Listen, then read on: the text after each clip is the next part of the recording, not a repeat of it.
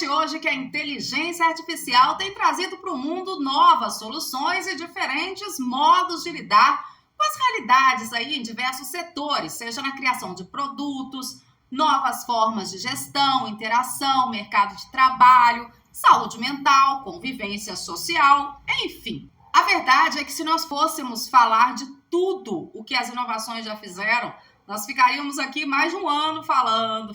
Mas o nosso foco hoje é a IA, ou inteligência artificial. Eu peguei um pequeno trecho do filme do Star Wars de 1977. Quero que você dê uma olhada nesse filme aí. Roda o filme.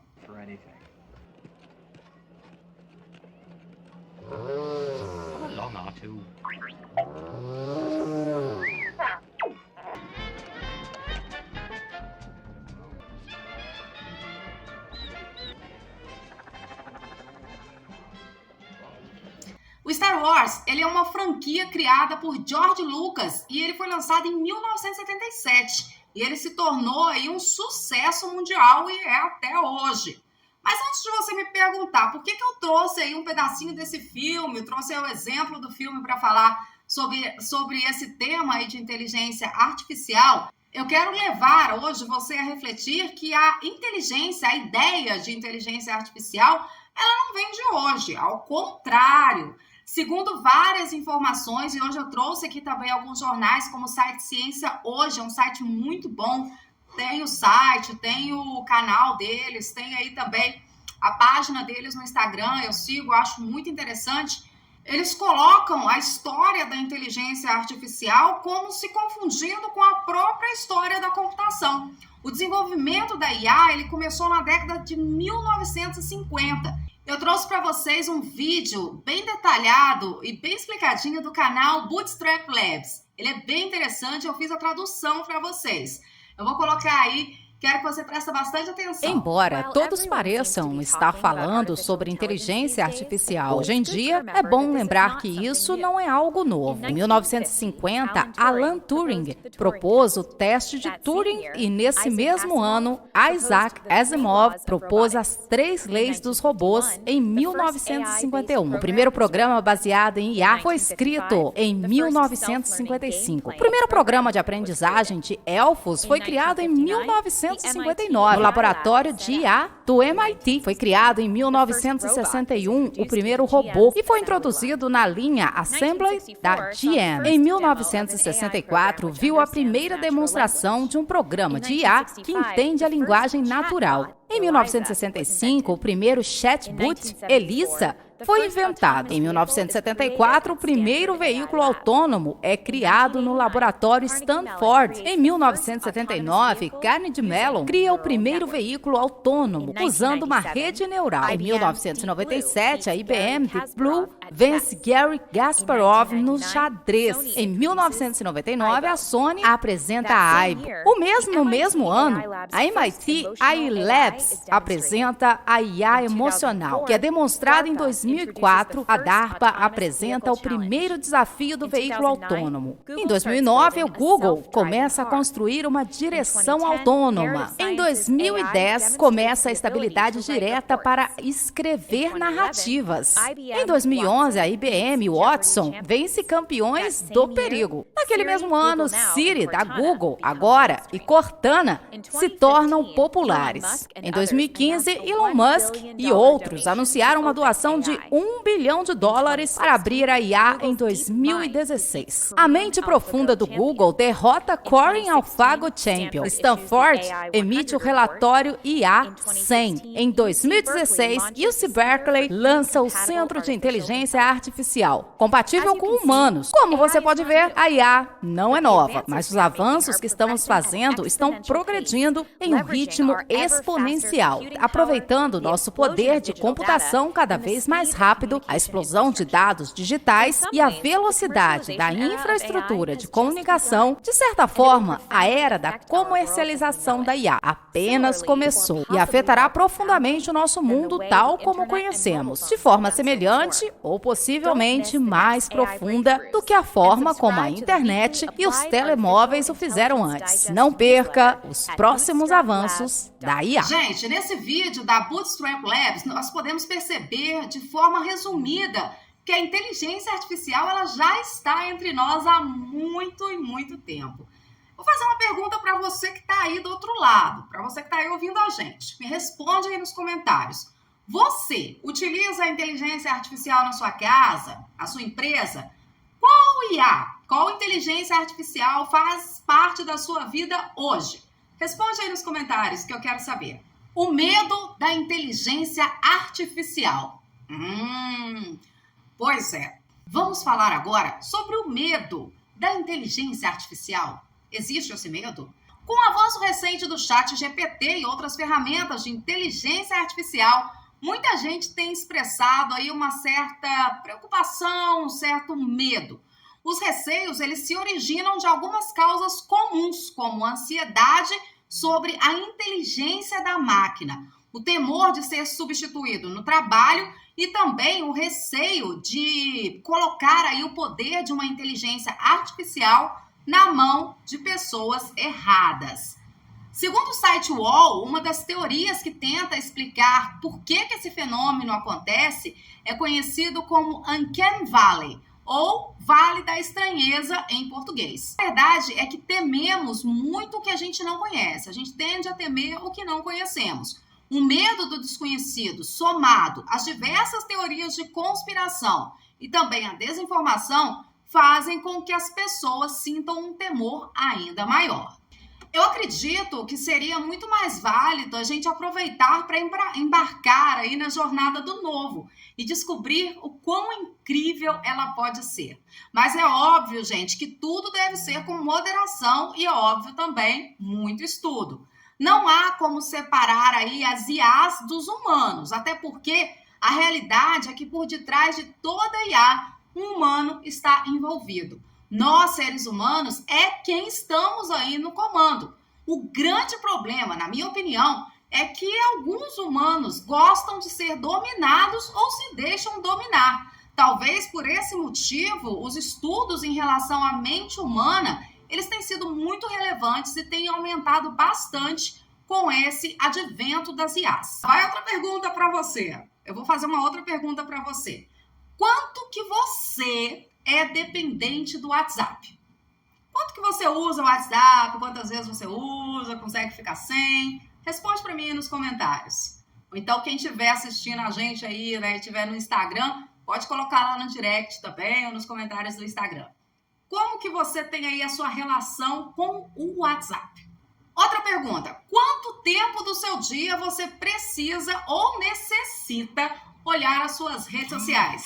Você já parou para pensar nisso? Então me responde. Agora que vem ela. Alexia. Alexia, você possui alguma Alexia em casa? Se você não possui a sua Alexia, qual é a sua vontade de ter uma? Mas por que você quer uma Alexia? Já se parou para perguntar o porquê você deseja uma Alexia? Eu quero ver seus comentários respondidos, hein, gente? Estou muito curiosa para saber a opinião de vocês. Muitos, com certeza, eu aposto que vão responder que é para facilitar a vida. Facilitar ou se tornar mais preguiçoso? Sei não, hein? É só uma pergunta. E nem pode colocar o ChatGPT para responder. Tem que ser você que vai responder essa pergunta para a gente aí nos comentários. Vamos continuar falando aí sobre o medo de ser substituído. Você pode ver que o medo de ser substituído só serve para quem não quer aprender coisas novas ou não está disposto a sair de sua zona de conforto. Diante de tudo que eu mostrei para vocês, dos vídeos, da explicação sobre a IA, falando que ela não vem, né, de hoje, será que esse medo pode continuar, né, do mesmo jeito? A IA, ela pode contribuir para muitas áreas, principalmente a questão da área educacional. Eu trouxe aqui para vocês algumas coisas em relação a essas áreas. Eu vou até, estou com o site aqui aberto, bem legal. Até vou deixar o link do site para que você possa entrar, acessar e conhecer um pouco mais sobre os benefícios das inteligências artificiais. Por quê? Por exemplo, na área educacional, ela auxilia no aprendizado de idiomas. A gente tem várias IAs hoje. Eu mesmo utilizo uma no celular que eu converso com uma inteligência artificial em inglês ou em qualquer outra língua. Isso é muito bom. Simplificar temas complexos é muito bom, principalmente quando a gente usa o ChatGPT. verificar redações. Imagina o tempo aí que um redator levava para verificar quando as redações eram grandes, gigantes. E também gerenciar tempo e tarefas. E estes são alguns dos benefícios que a IA oferece dentro da área educacional. Ela também oferece outros benefícios, por exemplo, na área de saúde. Nós temos aqui, vou mostrar para vocês na tela também. Eu sempre deixo aí uma imagenzinha para vocês conhecerem os benefícios aí. Depois eu deixo o link do site para você poder acessar também esse site, que é muito interessante. A descoberta de medicamentos é um benefício significativo que vem crescendo aí na área de saúde. E a capacidade da inteligência artificial em descobrir esses novos medicamentos é muito interessante. Isso é bom.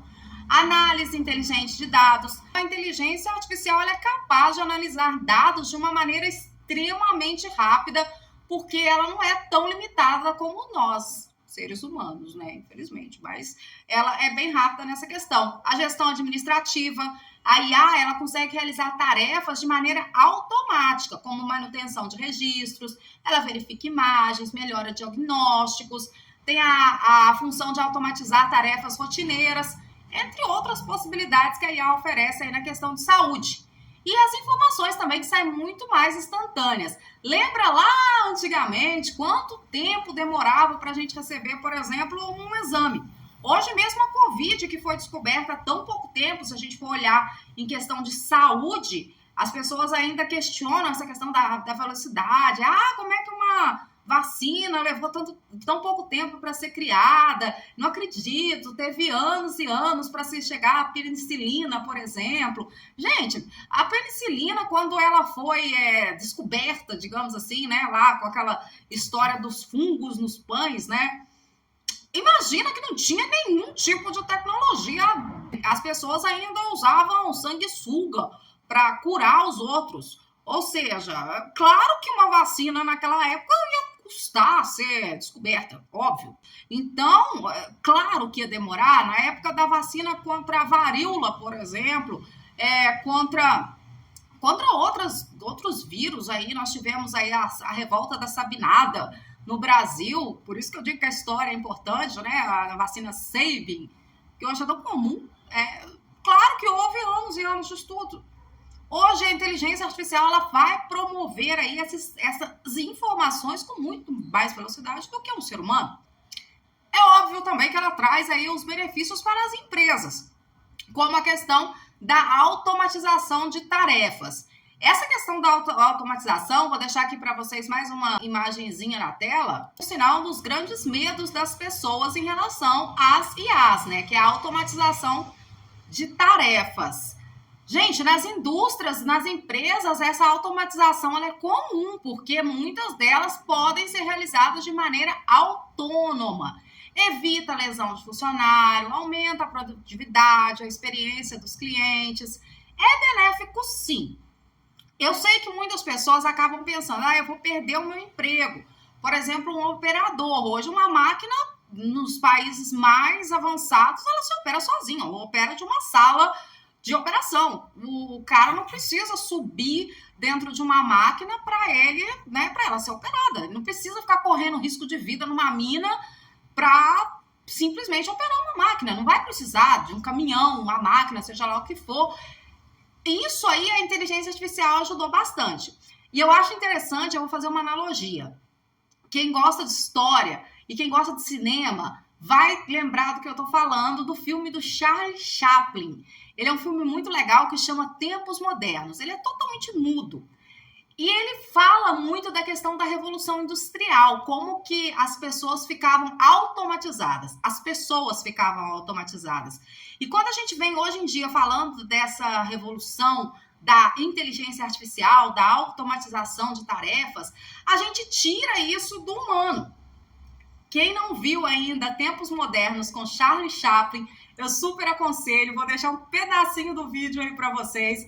Olha só que interessante. Enquanto eu falo, eu vou mostrando o vídeo. Ele aí toda hora colocando parafuso, colocando parafuso, colocando parafuso, colocando parafuso. Ele saía do trabalho, né, tipo, colocando parafuso.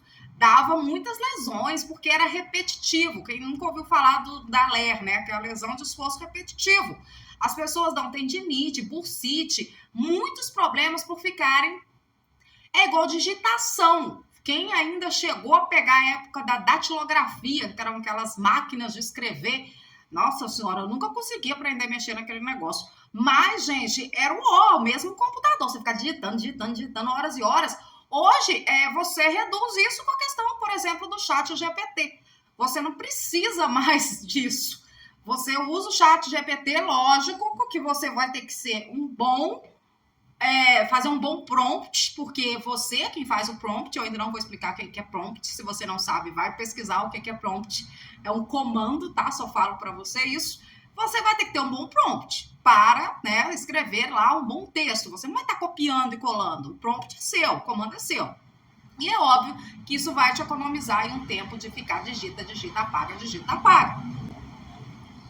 A redução de falhas, né? Até mesmo um profissional mais experiente pode cometer erros. Isso é óbvio, até a máquina. Isso aí, no caso, não quero dizer que a IA ela é livre de erros, não. Pode acontecer lá uma pane e pronto, dá um problema.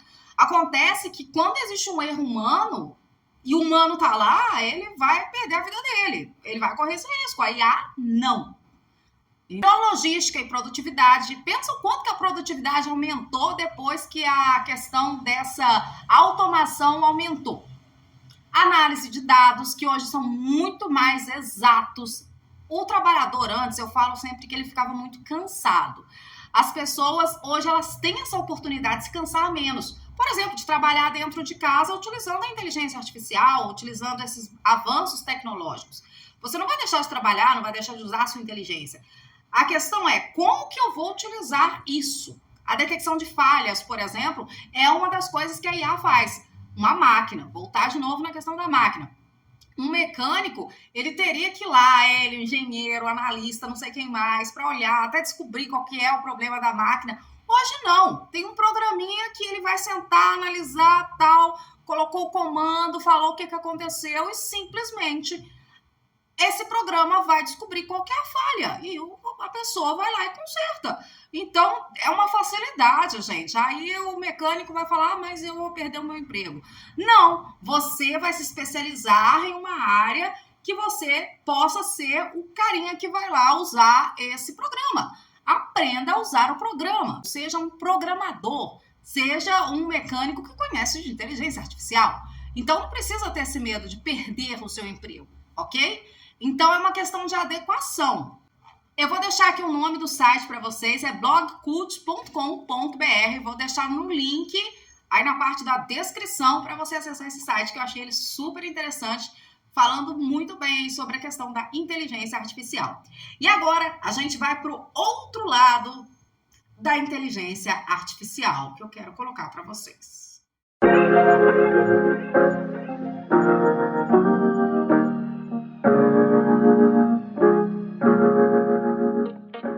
Vocês viram as imagens que eu coloquei. Algumas dessas imagens são bem impactantes, difíceis de ver. E muitas vezes nós fechamos os olhos a essas imagens que estão, às vezes, ao nosso lado. Por que eu coloquei essas imagens aí para vocês? E vou continuar colocando. Eu vou deixar essas imagens rodando aqui do meu lado. Deixar essas imagenzinhas bonitinhas, vou arredar para as imagens entrarem. Eu coloquei para falar do seguinte. Hoje eu falei sobre medo, sobre a questão das pessoas não entenderem muito bem essa questão da inteligência artificial. Porém, a verdade é que nós estamos em um país que está em desenvolvimento, mas as desigualdades são gigantes. Então, no mundo onde se fala tanto, não tenha medo da inteligência artificial, a verdade é que tem muitas pessoas dentro da nossa própria realidade que não chegaram nem na era digital, elas não têm acesso a um celular, elas não têm acesso à internet. A gente já está na época da tecnologia 5G e se bobear indo para o 6G. E tem pessoas que não têm um celular que tem 3G. Ou seja, tem pessoas que não sabem mexer em um celular. E eu não vou falar isso só de pessoas mais velhas que precisam aprender. Precisa ter aí uma questão de uma ONG ou, quem sabe, o próprio governo possa oferecer esse tipo de ação para que as pessoas mais velhas possam aprender essas tecnologias. Tecnologia simples, gente, é de usar um celular, de saber como usar um aplicativo, colocar um app, usar um software no computador. São coisas simples que muita gente não tem. Mas a verdade é que essa desigualdade causa um sério problema. Por quê? Uma grande parte da população, ou uma metade da população, ela tem acesso a tecnologias avançadas, enquanto outra parte da população não tem acesso às tecnologias mais simples possíveis, como o uso de um simples celular. Eu falei com vocês dos benefícios da IA, né, da inteligência artificial, dessas inovações na educação. Porém, num país como o nosso, onde ainda o ensino público é fraco, não adianta falar que não é, porque ainda é. Então, eu sou também professora. E eu vejo o quanto que o professor luta para que a gente possa trazer o melhor possível para o aluno. Mas muitas vezes não depende de nós que somos professores, depende de um sistema. Não é só do Estado, não é só do presidente, é um sistema. O sistema está errado. E se a gente for colocar hoje essa era de inovação, nós passamos aí pelo que se chama revolução, a quarta revolução, que é a revolução tecnológica. Essa revolução tecnológica, ela traz muitas novidades, enquanto algumas pessoas simplesmente não têm acesso nem à terceira revolução tecnológica. Elas não sabem, principalmente na questão do estudo. Eu tenho uma questão muito séria em colocar alguns aplicativos. Eu não vou falar o nome aqui do aplicativo, tá? Não vou falar. Mas é um aplicativo muito utilizado no Brasil e em países subdesenvolvidos. E por incrível que pareça, esse dito aplicativo, ele não é tão usado em países desenvolvidos. Depois você procura saber que aplicativo é esse. Pode me perguntar em off, que eu respondo, porque eu não vou falar qual aplicativo que é.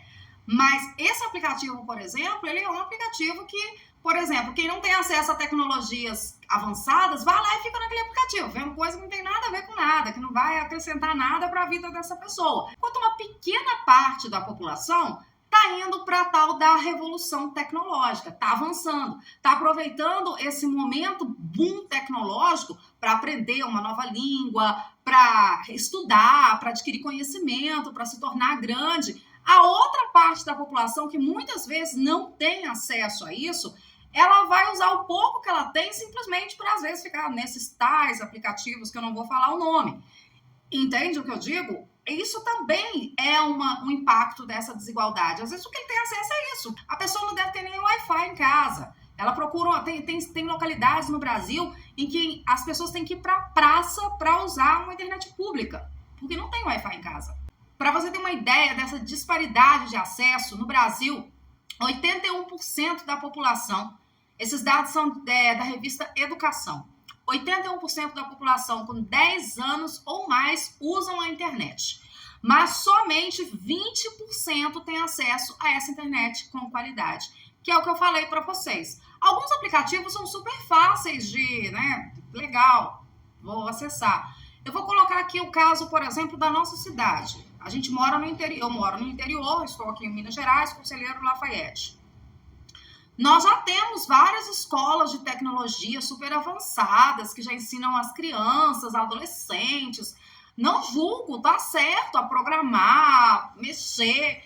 Gente, metade ou a maioria das crianças que tem na cidade não tem o poder aquisitivo para entrar numa dessas escolas. Ou seja, quem pode pagar, tá certo. Se eu posso pagar para o meu filho fazer uma aula dessa, se eu posso ensinar ele a usar um computador da melhor forma possível, se eu posso utilizar o que eu tenho a meu favor e ao favor dele, eu vou usar. Os pais não estão errados.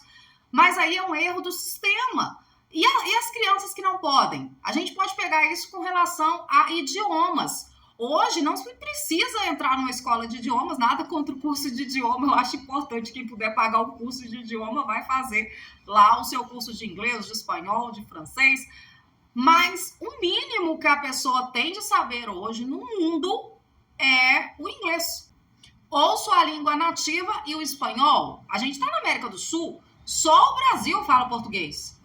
Todos os outros países, incluindo a América Central, falam espanhol. Ou seja, você se limita com uma única língua. E hoje, esses acessos a estas tecnologias, como eu falei, a questão da IA, você pode ter isso gratuitamente, mas as pessoas não sabem como buscar, elas não sabem como procurar, elas não são preparadas mentalmente, porque o próprio sistema não faz com que elas se preparem para isso. Então, acontece essa tal disparidade. Há diferenças extremas também nas questões socioeconômicas. A questão racial, ela é um grande problema entre negros, não negros, quem mora na comunidade, quem mora na cidade. Eu vou continuar passando para vocês essas imagens. Uma cidade dividida. Você acha que nessa imagem que eu vou mostrar agora, tá vendo essa imagem? Dá uma olhadinha nessa imagem.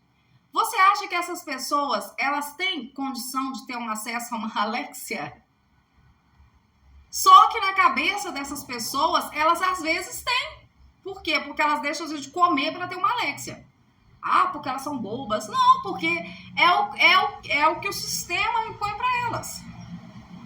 Ou seja, a inteligência artificial, essa revolução tecnológica que a gente vive, ela é muito mais profunda do que um simples saber usar ou não usar uma Alexia, conhecer ou não conhecer o chat GPT, saber ou não montar uma imagem com uma inteligência artificial. A verdade é que ainda estão regulando como se vai usar as IAs, com relação, por exemplo, às imagens.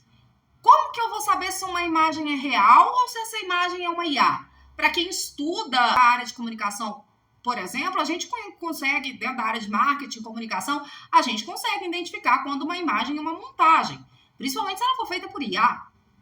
Elas ainda estão se aperfeiçoando. Mas muita gente, principalmente os leigos, eles veem uma montagem lá falando que fulano de tal foi preso, que não sei quem roubou, que não sei quem fez, que aconteceu, e faz lá uma imagem, uma montagem. E isso simplesmente vai lá para a internet e vocês acreditam. Então, esse é o grande problema da inteligência artificial nas mãos erradas. Essa manipulação de imagens, por exemplo, a desinformação, as fake news, tudo isso está ligado também à questão da inteligência artificial. Por exemplo, se você quiser colocar uma fake news muito bem escrita pelo próprio chat GPT, é só você colocar um prompt correto em relação àquela notícia falsa. Você pode manipular uma imagem, você pode manipular uma informação, uma notícia. Só que isso vem preocupando governos de diversos países. Falei também na semana passada no jornal The New York Times, onde eles mostram essa preocupação com a questão das IAs e onde tem que haver uma regulação em relação a isso. Eu vou te perguntar, o que você acha disso? Principalmente se você for professor, professora, educador, pai, mãe. Como que você tem introduzido essas tecnologias, essas inteligências artificiais dentro da sua vida, da vida do seu filho, da vida da sua família? Hoje as pessoas estão inteiramente conectadas, o mundo está conectado. Porém, dentro de muita coisa boa, tem muita coisa ruim. E o que a gente simplesmente necessita é saber filtrar o que é bom e o que é ruim. O que é ruim eu não deixo passar, e o que é bom eu permito que passe. Não é para ter medo, não é para se assustar, não é para pensar que você vai perder o emprego. Talvez seja simplesmente uma forma de você adquirir uma informação nova, um emprego novo, uma profissão nova. É não ter medo do novo, é não ter medo de inovar. Vai entrar nas mãos erradas muitas vezes, mas você tem que estar do lado certo da situação e você pode estar do lado certo. E não se esquecer realmente dessa questão que eu falei da desigualdade.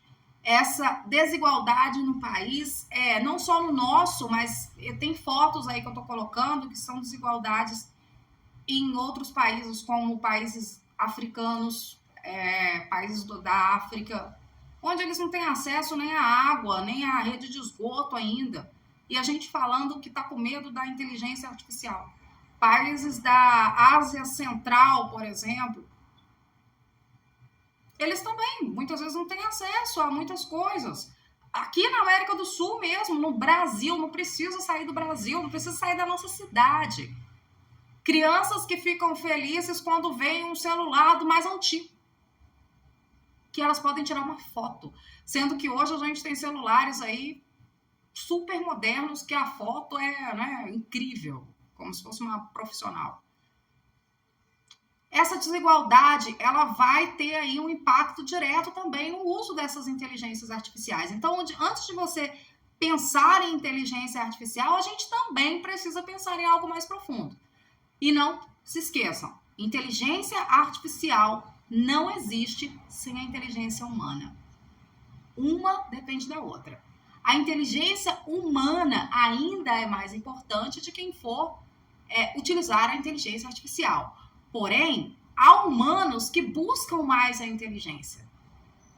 E você tem que escolher de qual lado você vai ficar. Vai ser o dominado, o dominante ou aquele que simplesmente entende toda a situação? Pensa nisso, reflete sobre isso, sobre o nosso tema de hoje, que é inteligência artificial, seus impactos, benefícios ou malefícios para a nossa sociedade. Espero que vocês tenham gostado. Eu sou Tatiane Coda. Segue o nosso ponto de vista, dá um like, compartilha o nosso canal, entra nas nossas redes sociais, nosso grupo no Facebook, nosso perfil no Facebook, também tem o nosso perfil no Instagram, onde a gente dá notícias locais, regionais, tem os nossos parceiros também que colocam notícias direto. Se você quiser também mandar a sua notícia, nós temos um link direto. E lembrando também que as notícias são todas revisadas, avaliadas.